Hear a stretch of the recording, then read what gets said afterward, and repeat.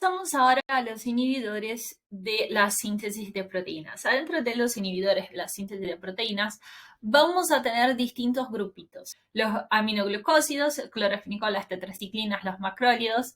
Y en esos grupos de síntesis de proteínas, en esos grupos de antibióticos, ellos van a actuar en distintos lugares. Por ejemplo, las tetraciclinas van a actuar impidiendo la unión de la elongación. Entonces, si yo quiero unirme acá en el ARN mensajero, pero para agregar y elongar una proteína más, no voy a dejar con la tetraciclina. El clorofenicol también interfiere en la unión del ARN transfer al ARN mensajero. Los macrolídeos se unen a la porción 50S y los aminoglucósidos a la porción 30S. Entonces vamos a ver cada uno de esos grupos, que esos grupos están adentro de los grupos de biosíntesis de proteínas.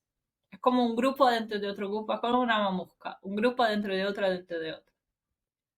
En las tetraciclinas, lo que vemos es que las tetraciclinas van a actuar acá, en la unión del ARN mensajero con las transferencias con el ribosoma 30S. De hecho, in vitro se ve que no deja que ni uno de los dos ribosomas se una, que de hecho también en los ribosomas 80S no se unan, o sea, los ribosomas humanos. Pero tenemos distintos tipos de ribosomas. Los 70S, que son esos que estamos viendo, que son los procariotas, aunque sí, ya sé que es 30 con 50 da 80, pero bueno, esos son los ribosomas 70S.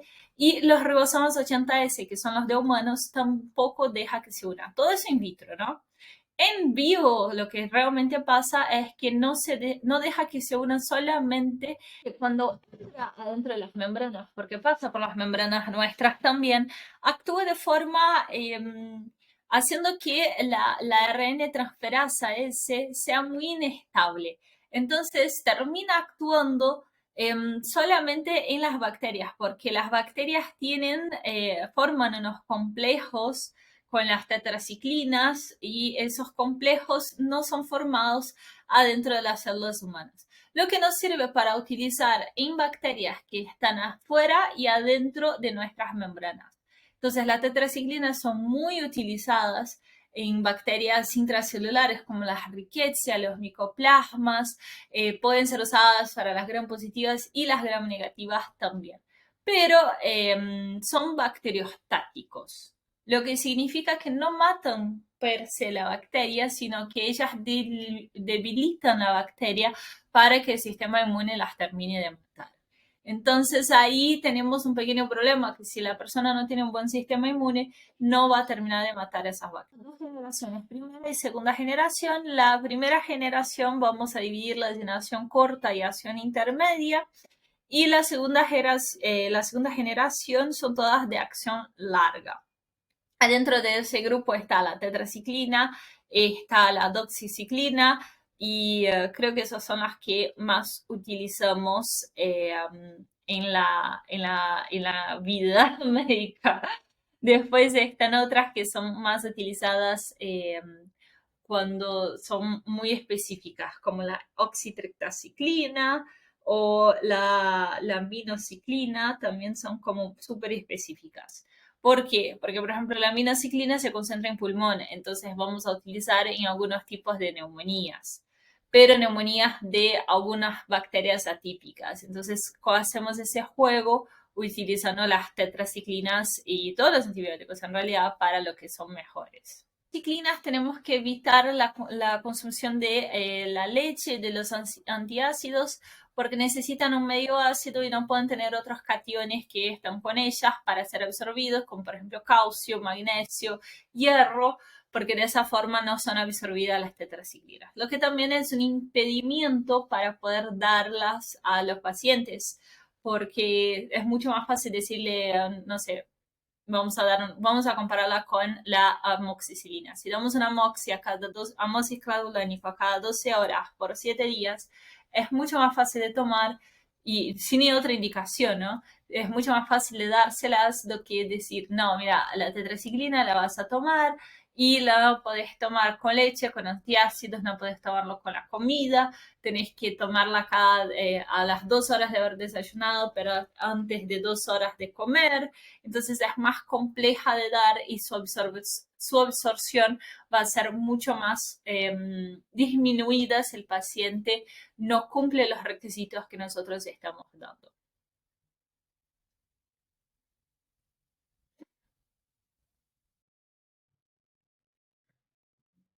Y uno de los efectos secundarios, por un lado, como se absorbe mal, pueden dañar la flora del intestino, ¿no? Eso es bastante, tiene que ser lógico para nosotros eso. Todo lo que se absorbe mal daña la flora y por otro lado se deposita en tejidos calcificados, como la fotito que tenemos acá que tiene que quedarles los dientes amarillos de la tetraciclinas.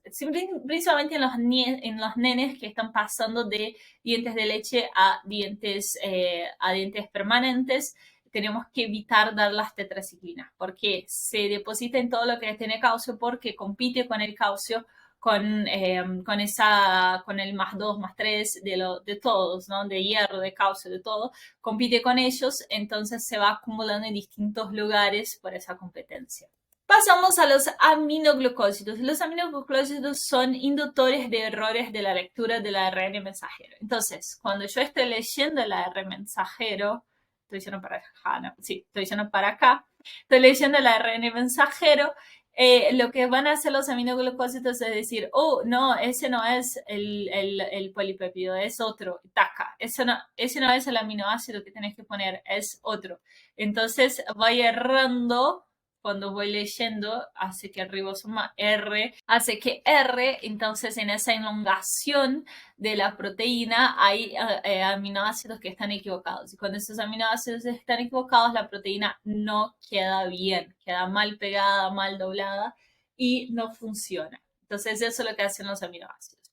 Por lo que son bactericidas. Esos son como el único grupo de los inhibidores de la síntesis de proteínas que son bactericidas, porque si tengo proteínas que no están funcionando bien, directamente la célula va a terminar muriendo. Pueden unirse en la parte 50S o en la 30S. La streptomicina que utilizamos muchísimo para tuberculosis se une solamente en la 30S, pero también hay otros del grupo que actúan en la 50S. Y más que nada, vamos a utilizarlos en gram negativas aeróbicas. La tobramicina, que es otro antibiótico de ese grupo, se usa pseudomonas, la gentamicina contra Serratia, que creo que ni siquiera estudiaron Serratia en microbiología, pero es una bacteria gram negativa aeróbica y como les he contado, la streptomicina se usa para tuberculosis. Y ellas tienen una característica muy especial que es el efecto post-antibiótico que vamos a ver en un par de clases, que básicamente es una actividad residual de los antibióticos después que los antibióticos dejaron de actuar. Lo que nos ayuda muchísimo en dar dosis más largas. Entonces, en vez de darlas cada, no sé, 5 horas, podemos dar a cada 10 horas por ese efecto residual que tienen los aminoglucósidos. Ayuda también porque son muy tóxicos los aminoglucósidos. Entonces, para evitar esa toxicidad, hacemos un tratamiento más corto posible, con menos dosis posible, con las dosis más bajas posibles. Su toxicidad va a ser principalmente ototoxicidad, nefrotoxicidad y bloqueo neuromuscular. Es muy importante los aminoglucósidos no darles de niños por la ototoxicidad y la nefrotoxicidad. El clorofenicol. El clorofenicol es un grupo solito, él solo. Es como es raro en su grupo, es el solito, y es un inhibidor de la formación del ácido pelipéptico. ¿Ven esas líneas entre dos aminoácidos? Esas líneas se llaman el enlace polipéptico, porque tengo un péptido, otro péptido, y estoy haciendo un enlace para formar una cadena polipéptica. El clorofenicol actúa acá en ese enlace y impide que ese enlace se forme. Entonces, cuando quiere entrar otro ARN transfer a su espacio dentro del ribosoma, no puede entrar. Entonces, esa cadena queda bloqueada. No solo la cadena, ¿no? Queda bloqueado todo ese conjunto complejo de ribosoma de ARN mensajero queda bloqueado acá mientras el clorafenicol esté actuando. Entonces, básicamente va frenando toda la línea de producción de las proteínas. El clorafenicol se usa muchísimo de forma tópica. Su forma oral casi no se usa porque tiene muchos problemas de toxicidad. Entonces se usa de forma no funcionó eso de forma tópica, no funcionó otro medicamento como la bacitricina de forma tópica, damos clorafenicol.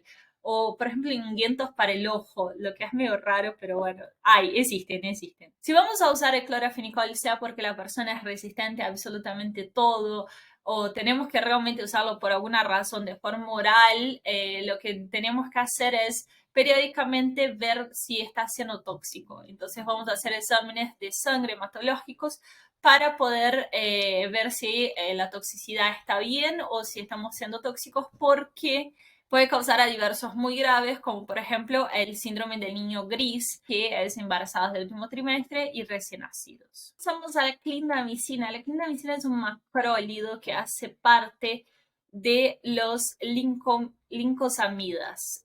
Son macrólidos por su mecanismo de acción y tienen resistencia cruzada con los otros macrólidos. Todos los macrólidos entonces se linkean, se unen a la unidad 50S de ribosoma para inhibir la síntesis proteica. Por lo tanto, es un bacteriostático, como todos, menos cual que vimos que no era bacteriostático. Voy a esperar 2 segundos por tu respuesta. Chan, chan, chan, chan, chan, chan, chan, chan, chan, chan, chan, charará, charará, charará. ¿Pudiste? Los aminoglucósidos. Bien, los aminoglucósidos eran los que eran bactericidas en los grupos de la inhibición de síntesis de proteína. Todos los demás son bacteriostáticos. Bien ahí.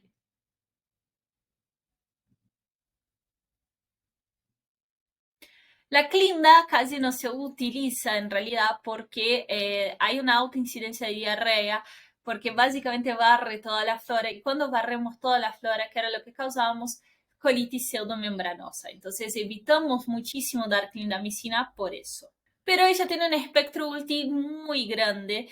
Algunas cepas de Staphylococcus aureus resistentes a meticilina, neumococos, Toxoplasma gondii y Plasmodium falciparum son parásitos, vamos a verlos más adelante, pero ella también los cubre.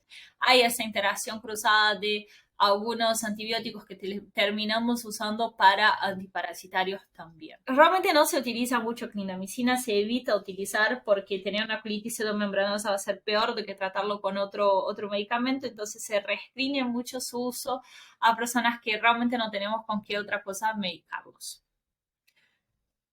Y acá están los otros macrólidos. Los macrólidos tan cual cuanto la clindamicina, también podemos usar la carbomicina.